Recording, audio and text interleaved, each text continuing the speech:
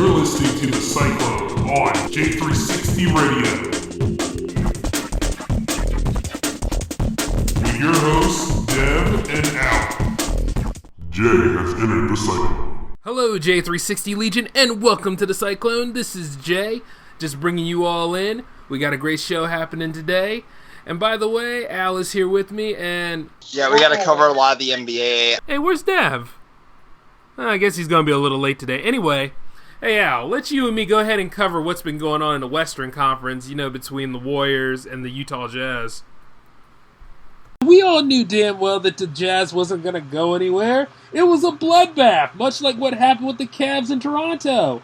It is what it is. That's why I'm so glad Toronto won. I was like, oh man, better you guys than me. Oh my god. You didn't have faith in your team to make the win? What is wrong with you? We would have won the 6, but the Cavs would have won.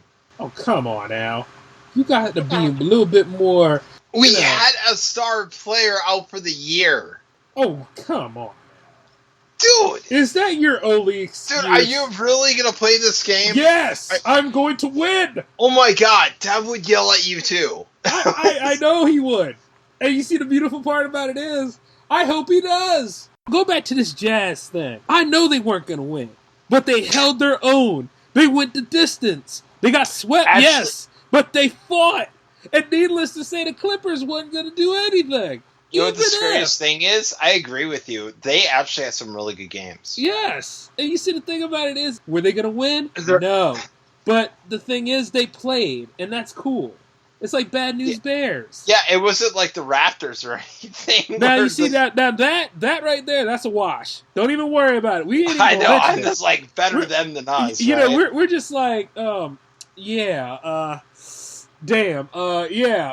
Washington. Now let's see what's going on over there. I am loving this series so much. It's unbelievable. Exactly. See, that's where the real game is.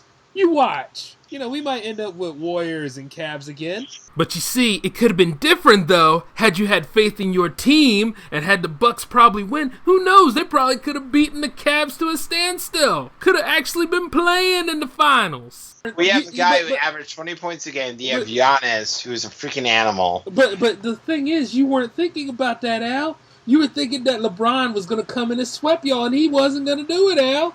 He ain't going to do it now, anyway. No. Giannis wasn't going to sweep us. I stand by this. We would have went to Game 6. Yeah, exactly. But you see what your problem is. Did I think we could overcome the Cavs? Yeah, you did. I know you did. You said, yeah, we were going to win.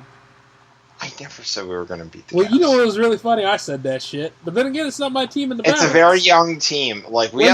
You do have a young team, Al. I am proud of that. Them and the Timberwolves. I think the Timberwolves need to get better, though. Oh, the Timberwolves are going to get better, Al. I mean, I actually really like this team, and if they really build for the next couple of years, they could be a scary team in the West. Yes, and you know what? I had a scary team, too, like what I just said earlier. And the Sixers, you guys just need guards. That's all you're missing, or forwards. And you know what? We're going to get them, Al. I still think... Matter of fact, lottery night's coming up soon. I'm still mad about that trade. I literally thought you guys were building a future, and then you trade Knowles. That pissed me off to no end. See how things kind of went wrong? Now, I was literally pissed off about that trade, because I want to see the Bucks in the Sixers series again. And you know what? That can happen, too, once we get 2K18. In the end, we all know what comes in the balance is going to be through that Boston-Washington game. I would say Washington. No. I still pick Boston. What's that? What? No, Alan. I'm still picking Boston because Washington sucks on the road. Oh, no, they don't, Al. They winning. I don't know. I'm They're very winning, mixed. Alan. I'm very mixed on this series right now. I don't know. I'm being perfectly honest. I don't know who's going to win this series. Well, I'm being perfectly honest. They're winning. Because the Celtics won by 10 points each game, and the Warriors won by over 25 each game. I don't know. I'm literally confused. I have not gone through my statistics yet. I don't know. Let me see those statistics. That's what I think about your damn statistics. They winning. You actually think Wizards are going to win this one? I actually think that it is going to happen, yeah. Dev has entered the cycle.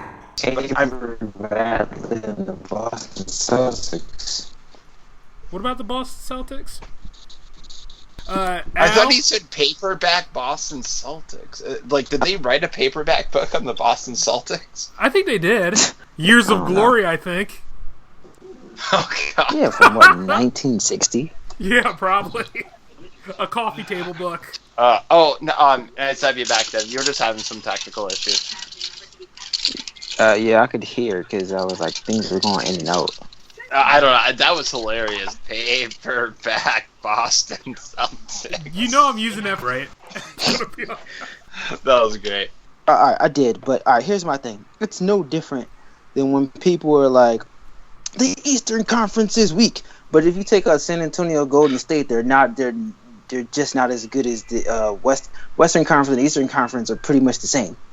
Yeah. Okay, let's be honest. Did anybody expect the Memphis Grizzlies to win? No. Okay, here's my thing about the Western Conference in the Memphis Grizzlies. I love the Memphis Grizzlies playing style.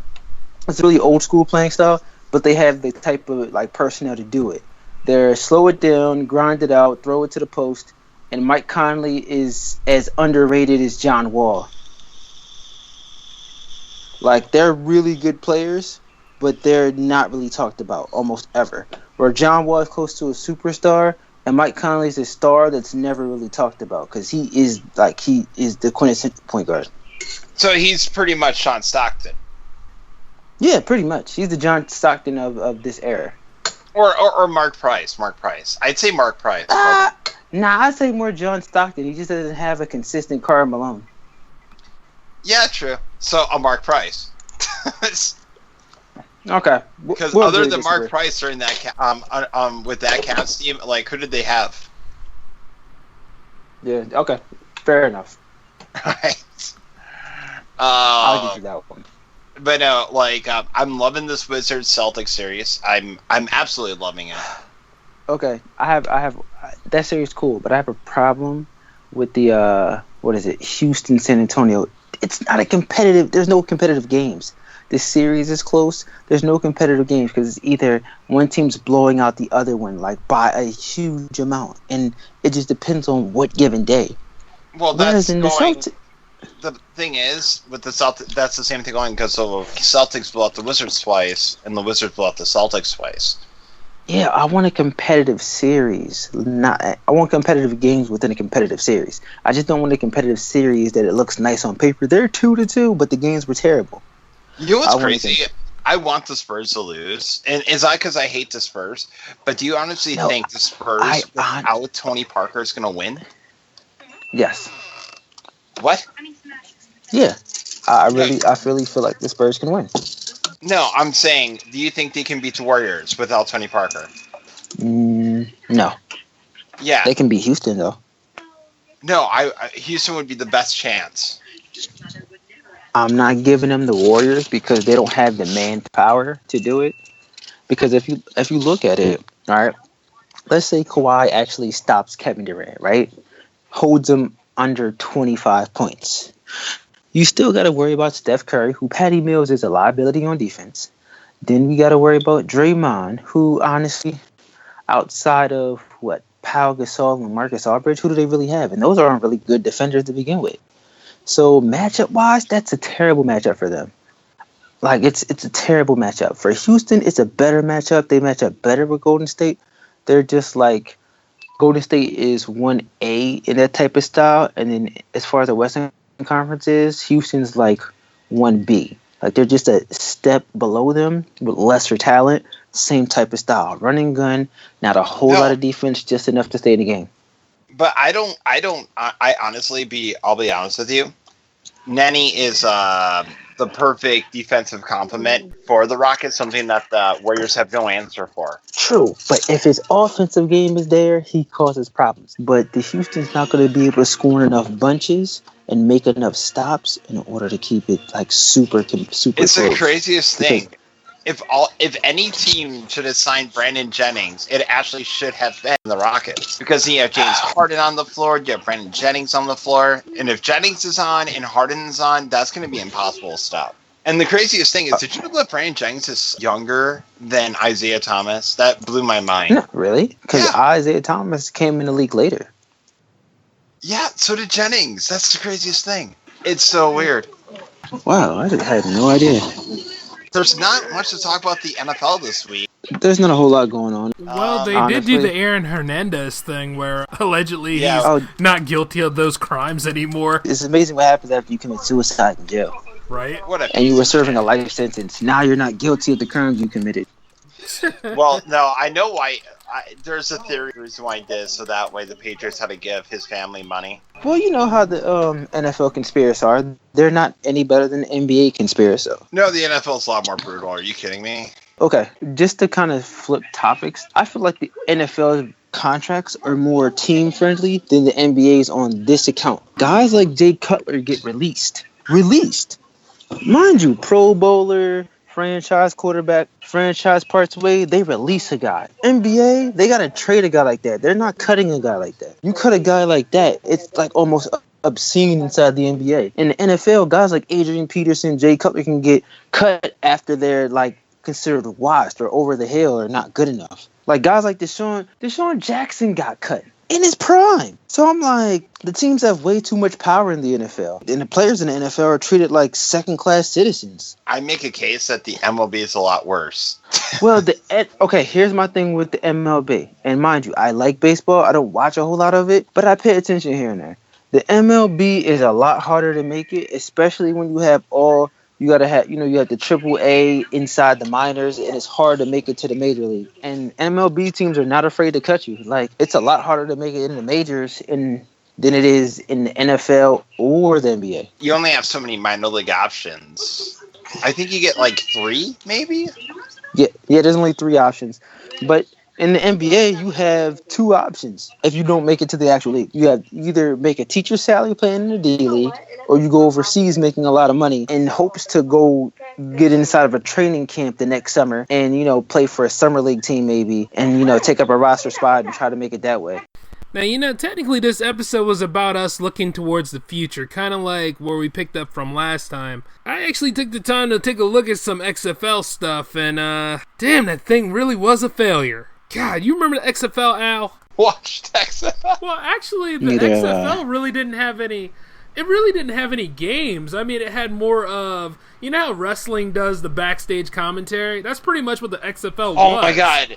Do you remember the cheerleader thing? Yeah. They tried to sell that. Yeah, see, the XFL was a failure on so many levels. So was you know what? So was NFL Europe. So was NFL Europe. But they want to try that again. They want to do that expansion series and stuff. They want to try again. But it's more of expanding a team out there. It's not like what they were doing before, where guys would in the summer go play NFL Europe and then try to make a squad. Yeah, it's the weirdest thing. The NFL's the most profitable business from the MLB and the NBA, but the NBA has a D League. The MLB has the minors. Yeah, they have like right? Don't they have like AAA, AA, and stuff like that? Yeah, profit they don't do this. Why? Well, they have practice squads, I think.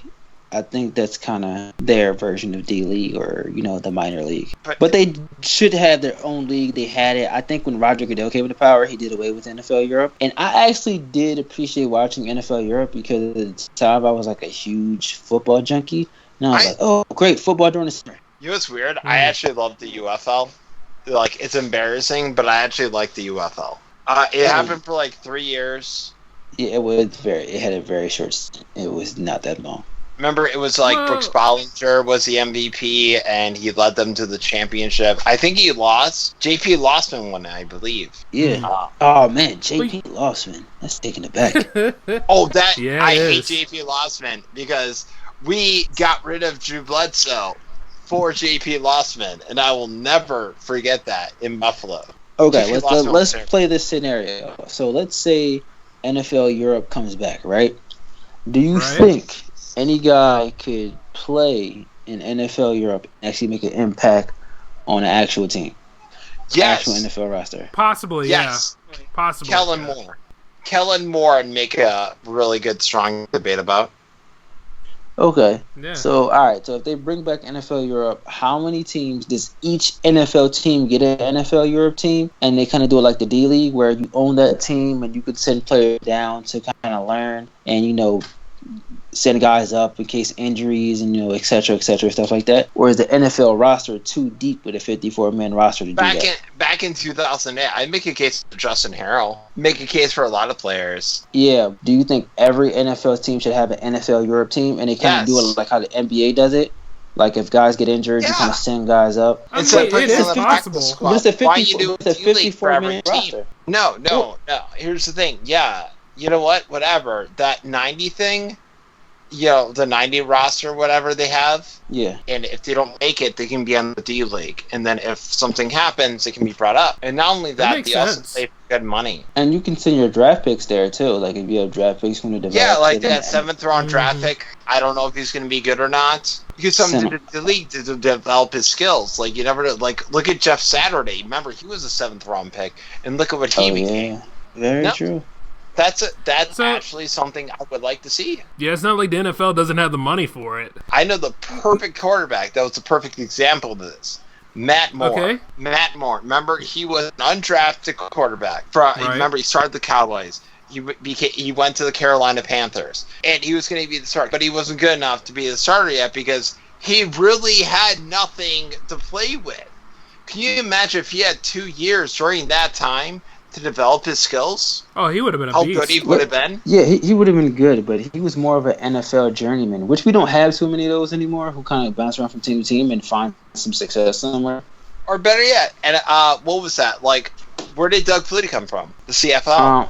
Yeah, he did. Yeah, he did. Yes, NFL needs expansion. So pretty much what we're saying is that immigration works. Yes. Oh my God, immigration, MLB is all about it. They know how to You're right. draft players. They Oh know my when God. there's talent. Like, man. They do. They will go across the water to get that talent and have the money to do it. And it works, for real. There are amazing players out there.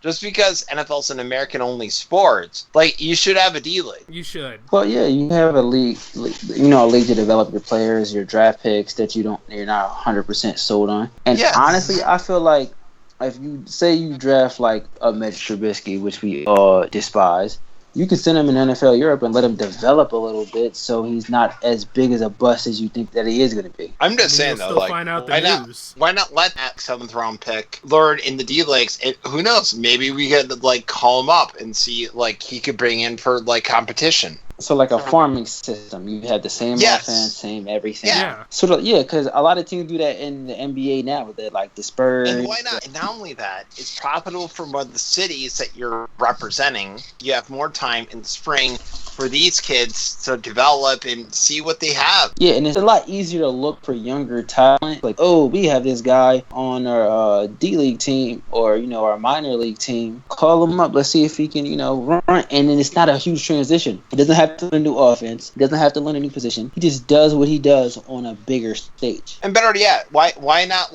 have every team should have a minor league system, and that head coach has a decision to have the head coach of that D-League system and see who responds best to offense. If that head coach thinks there's something with this player, he can bring him up, in my opinion. It actually makes a lot of sense. Yeah, it does. And and then now you don't have to you're not shooting in the dark with a lot of these draft picks and hoping that this guy pans out. Because you know what I'm saying, if he's a you can take more developmental projects now. That gives you more freedom to take more developmental projects that don't have to pan out now, that can pan out down the line. But you also have to be at the secure your job at the same time. Because there's also a short lease in the NFL with these head coaches now. To be honest, the XFL was the perfect type of system that worked. Remember, he hasn't seen this, but if you saw the end product like I did, that system was all sorts of messed up in the end result. And the scariest part is Vince McMahon actually wants to try the XFL again, but if they create it and use it with Al's technique, it might actually be worth something. But anyway, back to the boys. if the XFL would have continued, that could have been a great developmental system for the NFL. Same with the UFL. Yeah, but I think a lot of teams feel like, oh, we're a practice squad, get it done. But like a lot of guys bounce around from practice squad to practice squad. You're not making $10 million a year, obviously, but you're making like at least a substantial amount of money. Yeah, prove yourself. Yeah, to like make it to that place. D-League players make like $25,000, dude. You know what? That just goes to show the money will be used a lot better than it already is. Yeah, it's actually good and it's beneficial for the league, and the game is always changing. You know. I mean, just think about this. What was that? Scooter Jeanette started in the minor leagues, and he became actually a really great player for the Brewers for years. Right. Yeah. And there's been some D-League success stories in the NBA where guys are like now rotation players, and they're doing pretty good. Like the Jeremy Lin's of the world, and Gary Payton, like that. Gary Payton the third. Yep, second. Doing very good for the Milwaukee Bucks. Yep, exactly. He has a roster spot. Well, actually, it's Gary Payton the second now. Yeah. Well, I'm just waiting on this kid. The next generation, huh? Yeah, right. Gary Payton actually flat out said he wants his son to play in the D-League. Well, yeah, that makes sense. Yeah, I remember that. Of course, then you have some of them people that complain about things that break the league, and then you can. Of course, then you have some of them people that do complain about like how there are loser games sometimes, or there are times where you see like teams that are not going to win against these almighty powerful teams. Teams that AKA break the league or something like that. Kind of like how everybody really went against the Jazz at some point. They were like, "Oh, the Jazz ain't going to win nothing." Like I said earlier in the show, But the thing is, it's like it was the Rocky principle. At the end of the day, you kind of want to see somebody that actually goes the distance. Sometimes you don't even care about winning, It would be something to tire them out a little bit. You know what I mean? Like, some of you all know that I want Washington to win so that it can go ahead and be the upset team to try to derail LeBron a little bit. Because, face it, LeBron is the dominant guy now. Yeah, I mean, a lot of y'all hate hearing that, and a lot of y'all don't like me to say that. But the truth is, the man can ball, and he can lead his team to victory. After all, you've seen what happened with the Toronto games. But let's be real about this, though. The Jazz held their own. And hopefully, if Washington actually pulls a win, or even if the Celtics do win, that they will give that team a run for its money so it wouldn't be an all-out fallout. You want to see a big battle happen. At least that's what I want to see. But what do you say, Al? I feel so bad for the Jazz because they're a star away from being a really good team. Well, they are a good team. It's just they're not going to make finals, Well, it doesn't help that the Warriors literally broke the league. They literally did. I mean, it's no different than the Bulls from the 90s. I know, and everybody complains about it. It's weird. You know what? Yeah, you know what? The Bulls did it too. Honestly, I don't like Michael Jordan. I never did. Well, you see, it wasn't even just Michael Jordan. It was Michael Jordan, Scottie Pippen, Horace Grant, Dennis Rodman. Dennis came a little later, but Steve Kerr. Steve Kerr was there. Tony Kukoc. Those guys had a dynamite team, and they had to break them up because nobody else was winning. I know, and they're trying to do that again because that caused excitement in the 90s. No, it actually hurt the NBA in the 90s. I mean, yes. Yeah, I mean, there was excitement about it, but at the same time, though, like, you broke the league. Like, it's like, why would I watch? The Bulls are going to win.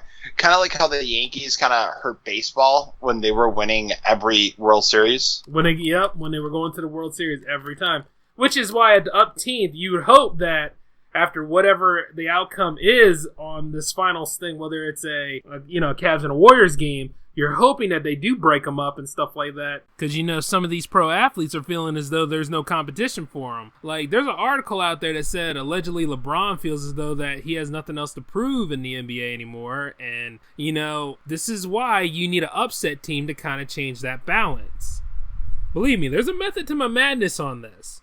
I'm not saying it because he's popular. I'm just saying if he feels as though he doesn't have a challenge, then there needs to be a challenge brought before him. And we can't just always depend on it from the Western Conference. And that's the problem. But this time though, like, it's different with, like, what they're doing with the NBA this time. Because these are legit at, like, could you imagine if Tom Brady played with Randy... Oh, wait. No. Yeah, I'm glad you caught yourself there. Because that did happen. And well. And 16-0. Yeah. Well, no, what was it, 18-1? Yes. Oh my god, I am so glad the Giants. By the way, when the Giants won, that was probably the coolest thing ever. When the Giants won, everybody was a Giants fan that night. Put it that way. Oh my god! Even if you didn't give a damn throughout the whole season, there was this girl that wanted to go out with me, and I said I would go. I wasn't interested in her, and I said I would go out with you if the Patriots win.